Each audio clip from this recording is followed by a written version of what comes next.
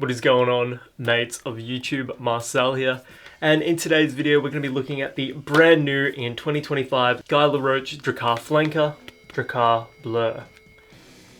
And I picked this one up at Chemist Warehouse the other week for $39.99 Australian, along with David Beckham's Instinct 20th Anniversary Edition. So if you want to hear my thoughts on Drakkar Bleu and how it compares to the iconic Drakkar Noir, let's get into the video.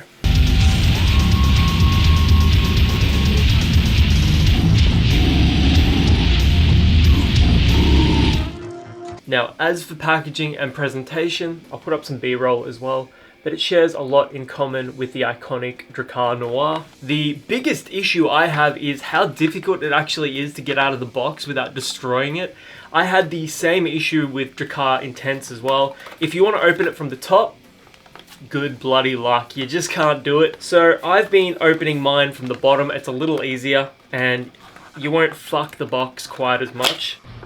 That's what she said. Michael, please. Serious? Please. And there you go. Boom. And there is Drakkar Bleu. So, $40 Australian at Chemist Warehouse.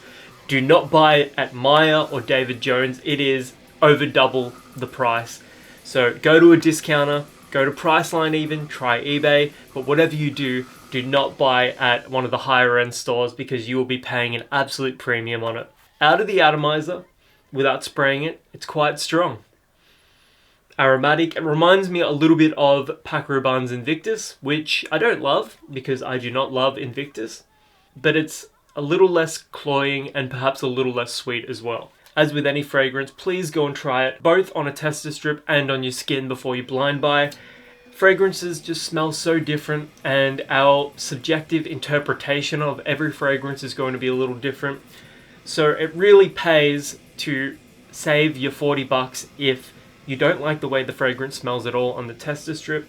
Go into the store, try something on the top of your hands. It's just a more cost-effective way of doing things.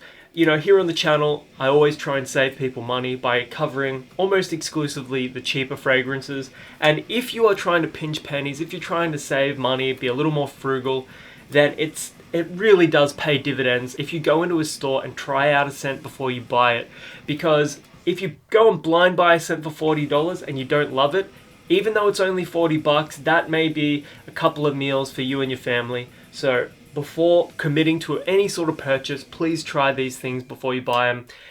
Even if it's only going to be like $10, $15, every dollar matters. Anyways, what does it smell like? Solid atomizer, very similar to Drakkar Noir and Drakkar Intense. How do I conceptualize the way it smells? It's very reminiscent of Paco Rabanne's Invictus initially, which I despise. But once it dries down a little bit, like once that initial alcohol sort of starts wearing away, I get a lot of mint, like spearmint, fresh mint out of the garden, mint chewing gum. It is sweet.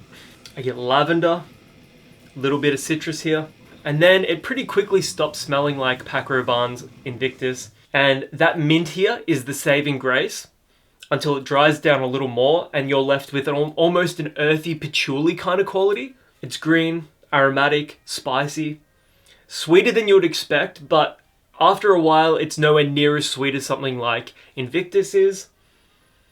And that mint stands head and shoulders above everything else. I've seen a lot of people online compare this one to a cheap generic blue shower gel fragrance. And initially, I totally get it.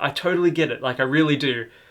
But once you let it sit for a while, and once that minty facet starts becoming more apparent, it's actually a rather pleasant fragrance, and it becomes even more like Drakkar Noir. I just want to do a side-by-side comparison with my favorite fragrance of all time, Drakkar Noir. You can pick this up for the same price at Chemist Warehouse as well. Don't go to one of the higher end retailers and pay a disgusting amount of money for something that you should only pay $40, $45 for.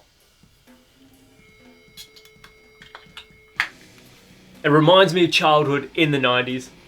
Aromatic, spicy, lavender, ultra masculine, not a huge amount of sweetness. The biggest difference between Drakkar Bleu and Drakkar Noir is the sweetness. So that's Noir, this is Bleu. They share an aromatic quality, and I think a lot of people are going to find that thread between the aromatic qualities between the two scents. That's what's going to make it an easy sort of transition if you're looking for something that's a little more suitable to evening wear and the colder weather. Drakkar Bleu is spicier and it is sweeter, and it has a more powerful projective quality to it. Drakkar Noir just doesn't project like Bleu does.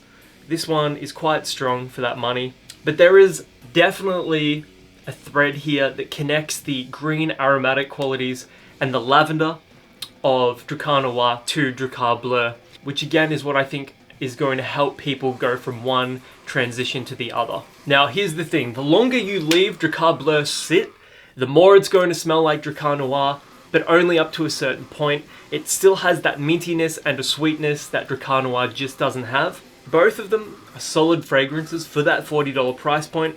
I would say if you don't love sweet fragrances, you may not love Drakkar Bleu. It is more in line with that sort of new Sauvage style men's fragrance, but it isn't too much like it, thankfully. And then as it dries down, it loses some of that sweetness, it loses some of that cloying quality that I don't love, and it becomes more like Drakkar Noir. And then you can go as well. Who is Drakkar Bleu for? Well, despite the comments that I've seen online about it being for older men, I just really don't think that holds a lot of water. I can't picture a lot of older dudes really loving the sweetness in this one. Now that isn't to say that you won't love it, and I think for that $40 price point you're really getting a lot of value here. The performance is solid, you're looking at about 8 hours with 2 to 3 sprays. The quality of the scent overall, aside from that slightly cheap initial shower gel / Invictus opening, it's a pretty solid fragrance for the money, and I would say that if you're under the age of 25 you might really find something worth loving here. So I recommend it, but with the caveat that maybe try it on your skin before you actually commit to purchasing it, because that initial opening may be off-putting for you, but if you push through it and you get to that minty quality and then following that aromatic, the green quality, the earthiness, I think Guy Laroche kind of really has something here. And it isn't my favorite fragrance of the year, but I like it more now than I first did when I initially picked this one up. So if you've ever tried Drakkar Bleu before, let me know in the comments below. What do you think of it? And until the next video, my name is Marcel, and I will catch you guys around.